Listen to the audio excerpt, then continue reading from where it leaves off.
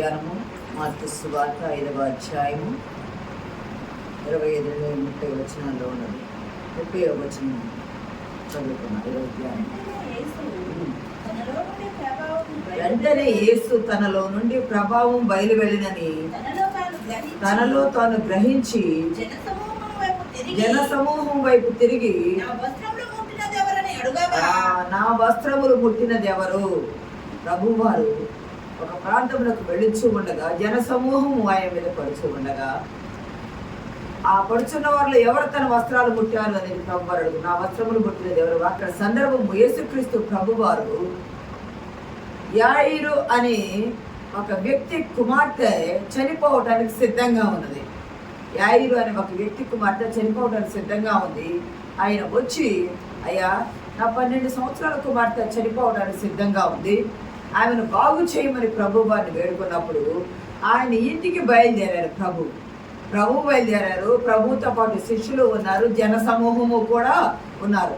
12 సంవత్సరాల కూతురు ఆ బాలిక చనిపోవడానికి సిద్ధంగా ఉంది. ఆ వెళ్ళే సమయంలో జరిగిన సంఘటన, యాయిరు ఇంటికి వెళ్ళే సమయంలో జరిగిన సంఘటన. ఆ దారిలో వెళ్తూ ఉండగా జనసమూహం మీద పడుచు ఉన్నారు ప్రభు మీద. కానీ ఎవరో ప్రభువుని తాకారు అనేది ప్రభువారు గ్రహించారు. ఎవరో తాకారు, నాలో నుండి ప్రభావం వెళ్ళిపోయింది. ప్రభువు ఒక క్షణం ఆగి, నన్నెవరో తాకారు, నన్నెవరో ముట్టారు, నా వస్త్రములు ముట్టినది ఎవరని ప్రభువారు అడిగారు. నా వస్త్రములు ముట్టింది ఎవరని ప్రభువారు అడిగి శిష్యులు అంటున్నారు, ప్రభువా, ఇంత జనం కిక్కిరిసి మీద పడుతూ ఉన్నారు, ఎవరని అనుకుంటామంటే లేదు, నన్నెవరో ముట్టారు, నాలో నుండి ప్రభావం బయటికి వెళ్ళిపోయింది, నాలో నుండి ప్రభావము బయటికి వెళ్ళిపోయింది అని ప్రభువారు చెప్పారు. దేవుని బిడ్డలు ఇక్కడ గమనిస్తే, ఇక్కడ ఒక స్త్రీ 12 ఏళ్ళు బట్టి రక్తస్రావ రోగంతో పడి ఉన్నది. 12 సంవత్సరాలు, ఒక్క రోజు 2 రోజులు కాదు. అక్కడేమో 12 సంవత్సరాల బాలిక చనిపోవడానికి సిద్ధంగా ఉంది, ఆమెను బ్రతికించడానికి వెళ్తున్నారు ప్రభువారు. కానీ ఇక్కడ ఈమెమో 12 సంవత్సరాలు బట్టి రోగముతో ఆమె శరీరం అంతా కుళ్ళిపోయే స్థితిలో 12 సంవత్సరాలు. ప్రతి ఇంటిలో కూడా ఒక తల్లి ఉంటుంది, ఒక సోదరి ఉంటుంది, ఒక భార్య ఉంటుంది, ఒక కుమార్తె ఉంటుంది. ఇది ప్రభువారు ప్రతి స్త్రీకి సృష్టిలో పెట్టిన ఒక ధర్మం. ఇది అసహించుకునేదో అవమానించేదో కాదు. ఈ క్రమము రాకపోతే అది ఒక జబ్బు. ఈమెకుంది కూడా జబ్బే, అధికమైన జబ్బు. రాకపోతే ఒక జబ్బు, అధికమైతే అదొక రకమైన జబ్బు. ఈమెకి ఈ జబ్బు ఎక్కువైంది. 12 ఏళ్ళు బట్టి ఈ స్త్రీ ఈ లేఖన పడుతూ ఉన్నది. అక్కడ చదవబడిన లేఖన భాగంలో గమనిస్తే, అనేక వైద్యుల చేత ఎన్నో తిప్పలు పడింది. అనేక వైద్యుల చేత 25వ వచనంలో అనేక వైద్యుల చేత ఎన్నో తిప్పలు పడింది అంటే వైద్యులు సంప్రదించింది, వారి దగ్గరికి వెళ్ళింది, ఆయన నయం కాలేదు. తనకు కలిగినదంతయో కూడా ఖర్చు చేసింది. ఆమె ఖర్చు చేసింది. అయినా రోగము ముదిరిందే కానీ రోగం అనేది తగ్గలేదు. రోగం ముదిరిన దగ్గర ఎన్ని మందులు వాడినా, అప్పటి రోజుల్లో ఉన్న వైద్యం ప్రకారం ఎన్ని మందులు వాడినా కూడా ఆమెకు తగ్గలేదు. ఆమె ఏం చేసింది అంటే, ఇటువైపు వారు ప్రభు గురించి వినింది. ప్రభు గురించి విని, ప్రభువు వస్త్రము మాత్రము రహస్యముగా వెళ్ళి వస్త్రము మాత్రం ముట్టినా నేను స్వస్థపరచబడతాను అని నమ్మకం కలిగింది. ఆమె వాక్యపడదు కదా, కాగా వినుట వలన విశ్వాసము కలుగును. వినుట వలన విశ్వాసం కలిగింది. నేను నా ఆలోచన ప్రకారం, నా చిత్త ప్రకారం నేను వైద్యులు సంప్రదించాను, ఔషధం పని చేయలేదు, డబ్బులు ఖర్చు పెట్టాను, ఖర్చు అంతా అయిపోయింది, చితికిపోయాను, ఏ మందులు పని చేయలా, నా రోగము తగ్గరా. మరి 12 ఏళ్ళు బట్టి ఏకధారగా ఆమె శరీరంలో ఉందండి. ఎంత దీన స్థితికి, హీన స్థితికి వెళ్ళిపోయిందో. లేవియాకాండం ప్రకారం అయితే 15వ అధ్యాయము, లేవియాకాండం ప్రకారం 15వ అధ్యాయము 25వ వచనంలో ఒక మాట చూడండి. ఒక స్త్రీ కడగా ఉండు కాలమునకు ముందుగా ఆమె రక్తస్రావము ఇంకా అనేక దినములు స్రవించునను. ఆమె కడగా నుండి కాలమైన తర్వాత ఆమె కడగా ఉండాల. కడగా ఉన్న కాలంలో ఆమె కడగానే ఉండాలా. ఇంట్లోకి రావడానికి కూడా లేదు. అది అయిపోయిన తర్వాత ఏమేమి చేయాలా? దేవాలయానికి వెళ్ళి శుద్ధీకరించుకోవాలా. బలి అర్పణం ఏవో కొన్ని ఏదో ఇచ్చి ఆమె శుద్ధీకరించుకోవాలా. అంటే అపవిత్రురాలు అన్నట్టు అక్కడ వాక్యంలో ఆ ఉన్న దినాలన్నీ కూడా ఆమె అపవిత్రురాలుగా ఉంటది. ఆమె ఎట్లా ఉంది? 1 రోజు 2 రోజులు కాదు, 12 సంవత్సరాలు బట్టి ధర్మశాస్త్రం ప్రకారం, లేవియాకాండం ప్రకారము ఆమె అపవిత్రురాలుగా జీవిస్తూ ఉంది. అంటే ఇంటిలో కలవకూడదు, కుటుంబ సభ్యులతో కలవకూడదు, ఆమె ఏమి తాకకూడదు, ఆమెను ఎవరూ తాకకూడదు. ఆమె తాకిన అపవిత్రతే, ఆమె ఎవరిని తాకినా ఆమెను ఎవరు తాకినా అపవిత్రత, ఆమె ఎవరిని తాకినా కూడా అపవిత్రతే. అంటే సమాజంలో కలవకుండా ఒంటరి జీవితం 12 ఏళ్ల బట్టి ఆమె జీవించాలి. ఈ ధర్మశాస్త్రం ప్రకారం ఎంత దుర్భరమైన స్థితి. అట్టి స్థితిలో ప్రభు వారు వస్తున్నారని ఆమె విన్నప్పుడు ఆమె ఫిలిప్పీ పత్రిక 1:29 వచనంలో ఒక మాట ఉంటుంది. ఏలయనగా మీరు నా యందు చూచినట్టు నా యందున్నదని మీరిప్పుడు వినుచున్నట్టు పోరాటము మీకును కలిగి ఉన్నందున క్రీస్తునందు విశ్వాసముంచుట మాత్రమే కాక ఆయన పక్షమున శ్రమపడుటయో ఆయన పక్షమున మీరు అనుగ్రహింపబడారు. ఇక్కడ ప్రభువు ఫిలిప్పీ పత్రిక ద్వారా మీరు నా యందు చూచినట్టు నా యందున్నదని మీరు ఇప్పుడు వినుచున్నట్టు. ఏమైనదయ్యా ఆమె? ఏమైనదంటే ప్రభు వారి యొద్దకు వెళితే నాకు స్వస్థత వస్తుంది. ఎదురుకు వెళ్ళే ధైర్యం ఆమెకు లేదు. ఎందుకంటే ముసుగు వేసుకొని రహస్యంగా ఉండాల ఆమె. ఏ ఫలానా, ఎందుకంటే ఆమె ఉన్న ప్రాంతం వైపు ప్రభు వారు వచ్చినప్పుడు ఆమె పరిస్థితి ఆ చుట్టుపక్కల అందరికీ తెలిసిపోతుంది. ఆమె పబ్లిక్గా వెళ్ళి ప్రభువుని తాకడానికి, ప్రభువుని ముట్టుకోవడానికి లేదు. ఎందుకంటే ప్రజలు చూస్తే ఆమె అపవిత్రాలని ఆమెను దూరంగా పెట్టేస్తారు, కొట్టైనా చంపేస్తారు. మరి ఎందుకంటే వాళ్ళు అశుద్ధులు అవుతారు కాబట్టి. అటువంటి సమయంలో ఈమె ఏం చేస్తుందయ్యా అంటే రహస్యముగా వెళుతుంది, ప్రభువుని గురించి వింది, ప్రభువు యొక్క స్వస్థత ఉన్నదని నమ్మి ఉంది. ఆమెకు ఉన్న అనారోగ్య పోరాటము ఆయన యొద్దకు వెళితేనే ఆ శ్రమ పోతుందని గ్రహించింది. ప్రభు సన్నిధానానికి రానుంది. అప్పటి రోజుల్లో కొలస్సీ 4:14 లోకా కూడా ప్రభు శిష్యుడైన ఈ లూకా పత్రిక, అపోస్తల కార్యములు రాసిన లూకా కూడా వైద్యుడే. చదవనమ్మది కొలస్సీ పత్రిక 4:14. లోకా ప్రభువు శిష్యుడు, ప్రియుడైన వైద్యుడు. అప్పటి కాలంలో లోక మంచి వైద్యుడిగా ఉన్నాడు. అంత వైద్యుడిగా ఉన్న ఆ లోక, ప్రియ సంగమా దేవుని బిడ్డలారా, అంత మంచి వైద్యుడిగా ఉన్న ఆ లోక ఆయన ఆధ్వర్యంలో కూడా ఈ అనారోగ్యం అనేది తగ్గలేదు. కానీ ఆ వైద్యానికి మించిన ఔషధము, ఈ లోకపు వైద్యుల యొద్ద దొరకని ఔషధము, వైద్యులకు అందని ఆ రోగపు మందు ప్రభు వారి యొద్ద ఉంది అని ఆమె వినింది. ప్రభు వారి యొద్ద ఉన్నదని ఆమె నమ్మింది. కాగా ఆమె ప్రభు సన్నిధానానికి వచ్చింది. సంఖ్యాకాండం ప్రకారం 15:38-39 ప్రకారం, ద్వితీయోపదేశకాండం 22:12 ప్రకారము యూదులు ఏం చేస్తారంటే పై వస్త్రానికి కుచ్చులను సిద్ధపాటు చేస్తారు. పై వస్త్రానికి కుచ్చులు కుట్టిస్తారు. కుచ్చులు గల వస్త్రం వాళ్ళు వేసుకుంటారు. ప్రభువారు వెళ్తూ ఉన్నప్పుడు ఈ స్త్రీ వెనకగా వచ్చి ఆయన వస్త్రము ముట్టెను. వెనకగా వచ్చి ఆయన వస్త్రము ముట్టింది. ముట్టిన వెంటనే, ఆ మాట చదవండి, ముట్టిన వెంటనే ఆమె రక్తధార కట్టెను గనుక తన శరీరంలోని ఆ బాధ నివారణ అయిందని గ్రహించుకొని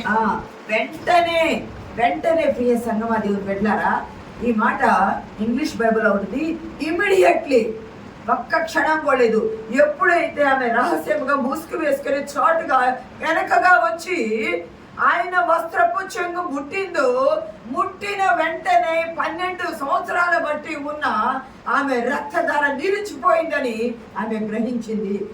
తనలో నుండి ప్రభావం వెళ్ళిపోయిందని ప్రభు వారు గమనించి, నన్ను ముట్టినది ఎవరని అడుగుచూ ఉంటే శిష్యులు అంటున్నారు, ఇప్పుడు ప్రభువా ఎంతమంది కిక్కిరిసి మీద పడుచు ఉన్నారు, ఎవరు ముట్టారని మీరు అడుగుచూ ఉన్నారు, ఎంతమంది పడుతున్నారు, ఎవరని చెప్పగలమంటే లేదు, నాలో నుండి ప్రభావము బయటికి వెళ్ళిపోయింది.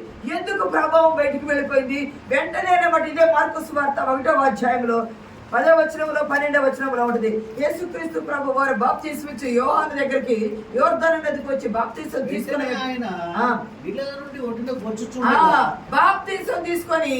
వెంటనే ఒడ్డుకు వస్తుంటే వెంటనే పరిశుద్ధాత్మ పావురాకారంలో దిగి ఆయన మీదకి వచ్చింది. ఎప్పుడైతే పరిశుద్ధాత్మ వెంటనే బాప్తిసం తీసుకున్న వెంటనే వచ్చింది, ఆలస్యం లేదు. ప్రభు వారు ముట్టిన వెంటనే ఆమెకు స్వస్థత కలిగింది. బాప్తిసం తీసుకున్న వెంటనే పరిశుద్ధాత్మ ప్రభు వారికి వచ్చింది. వెంటనే ఆయన అరణ్యంలోనికి ఉపవాస ప్రార్థన 40 రోజులు ఉపవాస ప్రార్థన చేయడానికి వెళ్ళారు. ఇక్కడ కూడా వెంటనే ప్రభు వారిని ముట్టగానే స్వస్థత వచ్చింది. ఆయన మీద ఎప్పుడైతే పరిశుద్ధాత్మ శక్తి దిగి వచ్చిందో ఆయన ప్రభావం బయలు వెళ్తా ఉంది. కీర్తనల గ్రంథంలో 93వ కీర్తనలో ఒక మాట చూడండి. కీర్తనల గ్రంథం 93వ కీర్తనలో 1వ వచనంలో యెహోవా ఏం చేయుచున్నాడు, ప్రభావమును ఆయన వస్త్రముగా ధరించుకొని ఉన్నాడు. యెహోవా రాజ్యము చేయుచు ఉన్నాడు. దేవుని నామానికి మహిమ కలుగును గాక. యెహోవా రాజ్యము చేయుచు ఉన్నాడు. ప్రభావమును ఆయన వస్త్రముగా ధరించుకొని ఉన్నాడు. ప్రభు వారు దేవుడు రాజ్యం చేస్తూ ఉన్నాడు. ఆయన రాజ్యం చేస్తూ ఆయన నడుస్తూ ఉన్న ఆయన వీధుల్లో, యెరూషలేము వీధుల్లో ఆ ప్రాంతంలో ప్రభు వారు వెళుతూ ఉన్నప్పుడు ఆయన ప్రభావమును వస్త్రముగా ధరించుకొని ప్రభు వారు నడుస్తూ ఉన్నారు. ఆయన వస్త్రము ముట్టిన వెంటనే ఆయనలోని ప్రభావం బయలు వెళ్ళింది. వెంటనే పరిశుద్ధాత్మ దిగి వచ్చింది కదా, వెంటనే ఆయన ముట్టిన వెంటనే ప్రభావం ఉన్నది కదా, ఆ ప్రభావము ఆమెలోనికి వెళ్ళి ఆమెకు వెంటనే స్వస్థత ఇచ్చింది. ఈ లోకములోని వైద్యులు ఇవ్వలేని స్వస్థత, ఈ లోకములోని ఔషధము ఇవ్వలేని స్వస్థత ప్రభు వారు ఆమెకు స్వస్థతనిచ్చారు. ప్రభువే ఔషధము. యెహోవా రాఫా కదా ఆయనే పరమ వైద్యుడు. ఆయన ఎద్దు తప్ప ఎక్కడ ఏ రోగములకు ఔషధము లేదు. నేను పొందిన దెబ్బల ద్వారా మీకు స్వస్థత కలుగుతుందని యెషయా గ్రంథం 53లో ఉంది, పేతురు పత్రికలో కూడా ఉంది కదా. నేను పొందిన దెబ్బల ద్వారా మీకు స్వస్థత కలుగుతున్నది. వెంటనే ప్రభు అంటున్నాడు, ఆమె నాలో నుండి ప్రభావం వెళ్ళిపోయింది అని అనగానే, ప్రభా ఎంతమంది పడుతున్నారంటే లేదు, నాలో నుండి ప్రభావం బయటకు వెళ్ళి నన్ను ఎవరో ముట్టారు అని చెప్పగానే ఆ స్త్రీ భయపడుతూ వచ్చి ఆయనకేది మరుగై ఉన్నది లేదని భయపడుతూ వచ్చి ఆయన ఎదుట సాగిలపడింది. ఆయన ఎదుట సాగిలపడి దానికి జరిగింది చెప్తే ప్రభు అన్నారు కుమారి అని పిలుస్తున్నాడు. కుమారి అంటే యోహాను సువార్త 1వ అధ్యాయము 12వ వచనంలో ఒక మాట ఉంటుంది. తను ఎందరు అంగీకరించరు, 1వ అధ్యాయము 12వ వచనంలో ఒక మాట ఉంటుంది. తను ఎంత అంగీకరించారో వారికి అందరికి, అనగా తన నామమునందు విశ్వాసం ఉంచిన వారికి దేవుని పిల్లలగుటకు ఆయన అధికారం అనుగ్రహించారు. తనను ఎందరు అంగీకరించరు వారందరూ తన నామమందు విశ్వాసం ఉంచిన వారికి ఆయన దేవుని పిల్లలగుటకు అధికారము అనుగ్రహించాడు. ఎప్పుడైతే ఆయన గూర్చి విందో, ఎప్పుడైతే ఆయన తాకాలను నిశ్చయం చేసుకుందో, ఎప్పుడైతే వచ్చి ఆయన వస్త్రపు చెంగు ముట్టుకుందో, గమనించండి, ఆమె ముట్టుకున్నదే కానీ వస్త్రమును లాగలేదు. ముట్టుకుందే కానీ వస్త్రమును లాగలేదు. భయపడుచు ఇదే లూకాసు వార్త 8:46లో ఉంటుంది. ఎవడో నన్ను ముట్టెను, ప్రభావం నాలో నుండి వెడలిపోయింది. ఎవడో నన్ను ముట్టెను ప్రభు వారు అంటారు. ప్రభావం నాలో నుండి 8 ఎవడో నన్ను ముట్టెను. ఇక్కడ గమనిస్తే ఎవడో అన్నాడు, అది పురుషులకు సంబంధించిన మాటలాగా ఉంటుంది. కానీ ఎవరో అని అనలా. ఎవడెందుకు ఆమె బయటికి రావాలా? ఎవరు ఆ ఎవడో అనేది స్త్రీయా పురుషుడా ఎవరు అనేది స్వస్థత పడ్డ వాళ్ళు బయటికి రావాలా. వాళ్ళకై వాళ్ళని బయటికి రప్పించడానికి ఎవరు నన్ను ముట్టాడని ప్రభు వారు చెప్పి అన్నారు. సంగమా దేవుని బిడ్డలారా, ప్రభావము ఆయనలో నుండి బయటకు వెళ్ళిపోయింది కదా, స్వస్థత ఆయనలో ఉన్నది కదా, యెహోవా రాజ్యం చేయించు ఉన్నాడు కదా. నన్ను ముట్టింది ఎవరంటే ప్రభువు. ఆమె బయటకు వచ్చి సాగిలపడి, అయ్యా నేను 12 సంవత్సరాల బట్టి రక్తస్రావం ఉంది, శరీరం కుళ్ళిపోయే రీతిగా, శరీరం కుళ్ళిపోయి కప్పు కొడుతున్న రీతిగా, జనములో కలవలేక, జనములోకి వెళ్ళలేక, జనాలు అసహ్యించుకుంటాంటే వాసన కొట్టి ఆమెను దగ్గరికి రానివ్వకపోతే రహస్యముగా వచ్చి వస్త్రం చెంది ముట్టుకున్నానయ్యా. జరిగినదంతా చెప్పగా ప్రభు వారు అంటారు, కుమారి భయపడకు, కుమారి భయపడకము. అంటే ప్రభువారు ఎప్పుడైతే తనను విశ్వాసంతో ఆమె అంగీకరించిందో తన పిల్లగా అంగీకరించాడు. తన పిల్లలు అన్నారు కదా, ఎవరైతే విశ్వాసంతో నన్ను అంగీకరిస్తారో వారు. మళ్ళీ ఒకసారి చదవడం ఆ మాట, యోహాను సువార్త 1:12. తను ఎందరు అంగీకరించు నన్ను ఎందరు అంగీకరించరు వారికందరికి అనగా తన నామమునందు విశ్వాసం ఉంచిన వారికి దేవుని పిల్లలగుటకు అధికారం ఇచ్చాడు. ఎప్పుడైతే యేసుక్రీస్తు ప్రభు వారిని ముట్టుకోవాలని విశ్వాసంతో ఆమె లేచిందో అప్పుడే ఆమె దేవుని పిల్లలగుటకు అధికారము ఇచ్చారు ప్రభువారు. ఎప్పుడైతే ఆయన ముట్టుకుందో ఆమెకు స్వస్థత వచ్చింది, ఆయన పెళ్ళైపోయింది. కుమారి అంటాడు, అంటే కుమార్తె అని పిలిచాడు ప్రభువారు. తన పిల్లలయ్యే అధికారం ఇచ్చారు. నువ్వు భయపడుతున్నావు, నువ్వు స్వస్థత పొందుకున్న నీ విశ్వాసమే నిన్ను స్వస్థపరిచింది, నీ విశ్వాసమే నిన్ను స్వస్థపరిచింది. నీవు సమాధానం గలదానివై వెళ్ళము, నీవు సమాధానం గలదానివై వెళ్ళము. ఇదే లేవియా కాండము 15వ అధ్యాయంలో చదవండి, 39వ వచనం చదవండి. వాటిని ప్రతి వాడు అపవిత్రుడు వాడు తన బట్టలు ఉతుక్కొని నీళ్ళలో స్నానం చేసి సాయంకాలం వరకు అపవిత్రుడు. ఆమె ఆ స్రావం కుదిరి పవిత్రురాలైనడలా ఆమె 7 దినములు లెక్కించుకొని అవి తీరిన తర్వాత పవిత్రురాలగును. 8వ నాడు ఆమె 2 తెల్ల కోళ్ళను 2 పావుర పిల్లలను ప్రత్యక్ష గుడారం యొక్క ద్వారములకు యాజకుని ఎదురు తేవలను. ఇక్కడ గమనించండి, లేవియా కాండము 15వ అధ్యాయము 25-27 వచనంలో ఆమె శుద్ధి అయిన తరువాత, ఆమె కడగా ఉన్న దినములు తీరిపోయిన తర్వాత, ఆమె అపవిత్రతను తొలగిపోయిన తర్వాత, ఆమె పరిశుద్ధపరచబడటానికి దేవాలయములకు వెళ్ళి, యాజకుని యొద్దకు వెళ్ళి, ప్రత్యక్ష గుడారము యొద్దకు వెళ్ళి, ప్రత్యక్ష గుడారములో అది పావులైనా గుమ్మలైనా ఏదైనా ఒకటి ఏమేమి ఇవ్వాలని చెప్పారు? పావురముల గుబ్బల, పావురపు పిల్లలైనను గుబ్బలైనను ఏదైనా, ఇంకా పావురపు పిల్లలను గుబ్బలైన ఇచ్చి పాప పరిహారము శుద్ధి చేసుకోవాలి. ఆమె శుద్ధీకరించబడి రావాలా. అక్కడ ప్రత్యక్ష గుడారానికి వెళ్ళాలా. ప్రత్యక్ష గుడారానికి వెళ్ళి అక్కడ ఏమి చేయాలా? శుద్ధి చేయబడాలా. శుద్ధి ఎవరికి చేయాలా? ఆమెకు చేయాలా. ఎవరి నామములో? ప్రభు నామములో చేయాలా. కానీ దేవాలయం కంటే గొప్పవాడు ఇక్కడే ఉండి ఉన్నాడు ప్రభువారు. ఎవరికైతే దేవుని సన్నిధానానికి వెళ్ళి శుద్ధి చేయించుకోవాలా, కానీ ఆ దేవుడే ఆమె ఎదుట ప్రత్యక్షమై ఉన్నాడు. ప్రత్యక్ష గుడారానికి వెళ్ళి అవసరం లేకుండా, దేవాలయానికి వెళ్ళి అవసరం లేకుండా ప్రభువే దేవాలయమై ఉన్నాడు, ప్రభువే దేవుడై ఉన్నాడు. అమ్మా, నీవు వచ్చి ఇతరులు ఎందుకు రప్పించారు? ఆమె రహస్య జీవితం. ఆమె ఎప్పుడైనా బయటికి వెళ్ళి నాకు ప్రభువారిని నేను ముట్టాను, వస్త్రము నాకు తగ్గిపోయింది అంటే నమ్ముతారు ఎవరైనా? 12 ఏళ్ల బట్టి ఏకదారిగా ఉన్న ఆమె నాకు స్వస్థత వచ్చిందంటే ఎన్ని మందులు వాడుకున్నావు, నీకు తగ్గలేదు, ఇప్పుడు ఎట్లా తగ్గిందని నమ్ముతారా? కడగానే పెడతారు. కడగా ఉండకుండా ఆమె శుద్ధీకరించబడిందని ప్రజలకు తెలియాలి, సాక్ష్యం తెలియాలి. కాబట్టి ప్రభు ఆమెను బయటకు పిలిచారు. జరిగిన సాక్ష్యం తెలియాలి. కాబట్టి ఆమెను నువ్వు యాజకుని కనపరచుకోమా అని చెప్పలేదు. ఎందుకంటే ఆయనే ప్రధాన యాజకుడు, ఆయనే దేవాలయము, ఆయనే దేవుడు అయ్యన్నారు. ఆయన ఎదుట ఆమె వచ్చింది. ఆయన ఎదుటికి రాగా ఆమె సాగిలపడింది. ఆమె దేవుని సన్నిధానానికి వెళ్ళి ఏం చేస్తామంటే సాగిలపడతాము, ప్రభు ఎదుట సాగిలపడతాము. భయపడింది, వణికింది, ఆయన ఎదుట సాగిలపడింది. సాగిలపడుచు జరిగిందంతా చెప్పింది. ఆమె శుద్ధీకరించబడటానికి, అమ్మా నువ్వు సమాధానం గల దాని వెళ్ళు, నీ విశ్వాసమే నిన్ను స్వస్థపరిచింది. ఆమెకు 12 ఏళ్ల బట్టి ఆమె జీవితంలో, ఆమె కుటుంబంలో లేని సమాధానం ప్రభు వారి వస్త్రము ముట్టిన వెంటనే ఆమెకు సమాధానం దొరికింది, స్వస్థత దొరికింది, ఆరోగ్యం దొరికింది, రక్తధార కట్టింది. దేవుని కుమార్తె అయ్యే, దేవుని పిల్లలయ్యే యోగ్యతను పొందుకుంది. ఆమె విశ్వాసంలో స్థిరపరచబడింది. లూకా సువార్త జకర్యా గ్రంథం చదవండి. ముందు జకర్యా గ్రంథం 8వ అధ్యాయము 23వ వచనం.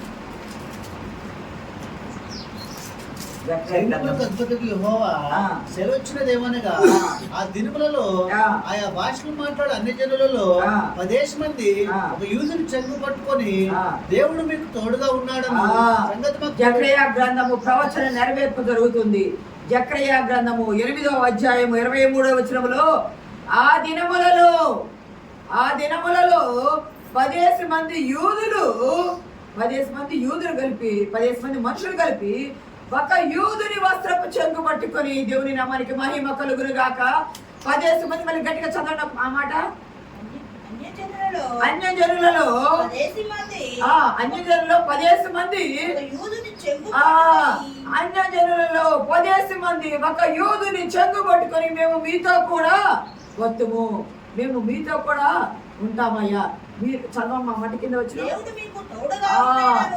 ఇక్కడ దేవుడు మీకు తోడుగా ఉన్నాడు. నీకోదేమంటాడు కదా, దేవుడు నీకు తోడుగా ఉంటేనే నువ్వు ఈ కార్యాలు చేయగలమంటాడు కదా. ఇక్కడ కూడా యేసుక్రీస్తు ప్రభు వారికి తండ్రి తోడై ఉన్నాడు కనుకొని ప్రభావం యెహోవా రాజ్యం చేయుచున్నాడు. ప్రభావం ఆయన వస్త్రముగా ధరించుకొని ఉన్నాడు. ఇక్కడ ఆమె వస్త్రపు చెంగు ముట్టింది. 10 మంది అన్యులు కలిసి ఒక యూదుని వస్త్రపు చెంగు పట్టుకుని, యూదుడైన యేసు క్రీస్తు ప్రభు వారి వస్త్రపు చెంగు పట్టుకుని రక్తస్రావ రోగము కలిగిన ఆ స్త్రీ స్వస్థత పొందుకుంది. దేవుని నామానికి మహిమ కలుగును గాక. ప్రవచన నెరవేర్పు జరిగింది. ప్రభు వారు నాలో నుండి ప్రభావం పోయింది అని తెలుసుకొని అది బయలుపరిచి ఆమెను ప్రత్యక్షపరిచి ఆమె ద్వారా ప్రజలకు సాక్ష్యం చెప్పించి ఆమె స్వస్థత పొందుకుంది. ప్రధాన యాజకుడి నా ఎదుట వచ్చింది, నా ఎదుట సాగిల పడింది. ఆమె నా ద్వారా ప్రభు ద్వారా ఆమె స్వస్థత పొందుకొని సాక్ష్యము ఆమె ద్వారా ప్రకటించారు. పట్టుకోవడానికి ధైర్యం చేసి వచ్చిన ఆ స్త్రీ స్వస్థత పొందిన తర్వాత సాక్ష్యం చెప్పడానికి భయపడకూడదు. సాక్ష్యము కృతజ్ఞతగా సాక్ష్యం చెప్పాలా. ప్రభువారు ధైర్యం చెప్పి పిలవగా ప్రభువారు ఆమెను పిలవలేదు కానీ ఎవరో ముట్టుకున్నారని అడుగుగా ఆ మాటకు భయపడి వచ్చి ఆమెంతా నిజమంతా జరిగిందంట ప్రభు వారికి చెప్పింది. ప్రభు దీనిలో గ్రీకులో ఒక మాట ఉంది, తనలో ఉన్న ప్రభావమును గ్రీకులో డునామిస్ అంటారు. పవర్, ప్రభావము, శక్తి, నాలో నుండి ప్రభావం పోయింది. డునామిస్ అనే మాట వాడారు. అంటే నాలో నుండి పోయిన ప్రభావము వారిని తాకింది, నాలో నుండి పోయిన ప్రభావం వారిని తాకింది. ఆమె స్వస్థత పొందుతుంది. ఈరోజు ఆమె రక్తముతో ఉన్న ఆమె వస్త్రములను రక్తస్రావము కలిగిన ఆ స్త్రీని ప్రభు వారు ముట్టారు కదా. తర్వాతి కాలంలో యేసుక్రీస్తు ప్రభు వారిని సిలువ వేశారు. సిలువ వేసి ప్రభు వారిని సిలువ మోసుకుంటూ యెరూషలేము వీధుల్లో తిప్పేటప్పుడు ఒక స్థలం మనమైతే వాడం కానీ కొన్ని ప్రాంతాల్లో 14 స్థలాలు అంటారు. 14 స్థలాల్లో 6వ స్థలములు ఒక స్త్రీ యేసుక్రీస్తు ప్రభు వారికి ముళ్ళ కిరీటం పెట్టి సిలువను మోసేటప్పుడు ఆయన నుదుటి నుండి రక్తము కారుతూ, ముఖం మీద రక్తము కారుతూ, సిలువను మోస్తూ, భారమైన సిలువను మోస్తూ రక్తము కారుతూ అది కన్నుల మీద పడేటప్పుడు ఒక స్త్రీ వచ్చి తన వస్త్రపు చెంగుతో ఆయన ముఖము తుడిచింది. ఒక వస్త్రం ఇచ్చి ఆయన ముఖము వస్త్రం ఇచ్చి ఆయన ముఖము తూర్చింది. ముఖము తూర్చినప్పుడు ఆ వస్త్రం మీద ఆయన ముఖరూపము ముద్రించబడింది. ఆ స్త్రీ ఎవరో 12 సంవత్సరాల క్రితము 12 సంవత్సరాల నుండి తన రక్తము ధారగా కడుతూ ఉంటే తన రక్తధారను కట్టిన ప్రభువులకు తన వస్త్రముతో ఆయన రక్తమును తుడిచిన స్త్రీ, ఈ రక్తస్రావం కలిగిన స్త్రీ. ఆమె పేరు దేవుని నామానికి మహిమ కలుగును గాక. ఎప్పుడైతే ప్రభు వారు తన రక్తధారను కట్టారో స్వస్థపరచబడ్డ ఆ స్త్రీ ప్రభు రక్తధారను తుడిచింది. దేవుని నామానికి మహిమ కలుగును గాక. ప్రభు రక్తధారను తుడిచింది. ఎంత విశ్వాసంతో, ఎంత తన పిల్లయిందో, దేవుని పిల్ల. నీవు దేవుని పిల్లలు అధికారం అనుగ్రహించాడు. దేవుని బిడ్డలారా, మ్యూచువల్ అండర్స్టాండింగ్ అంటారు చూసారా. ప్రభువు ఆమెను స్వస్థపరిస్తే విశ్వాసి తన పిల్లలై ఆయన యొక్కకు వచ్చి ఆయన రక్తమును తుడుచుటకు, ఆయన ముఖం మీద కారే చెమటను రక్తమును తుడుచుటకు ఆమె వెలుగు తీయలేదు. ఆయన బిడ్డలుగా ఆయన అనుసరిస్తూ బిడ్డలుగా ఉంది. ఏ సంగమా మన విశ్వాసంతో ఆయన అనుసరిస్తే మనలో ఉన్న ప్రతి బలహీనత ఆయన కలిగిస్తాడు. మనకు స్వస్థత, ఆరోగ్యము ఆయన అనుగ్రహిస్తాడు. అంతేకాదు అనేక మంది స్త్రీలు లూకాసు వార్త 23:17 ఉంటుంది కదా. లూకాసు వార్త 23:27 చూడండి. 23:27 చూడండి. గొప్ప జన సమూహమును ఆయనను గూర్చి రొమ్ము కొట్టుకొనుచు దుఃఖించి చూచున్న చాలా మంది స్త్రీలను ఆయనను వెంబడించిరి. చాలా మంది స్త్రీలను ఆయన వెంబడించి, మన దగ్గర లేదు కానీ వేరే పుస్తకాలలో రాయబడిన మాట అన్నమాట.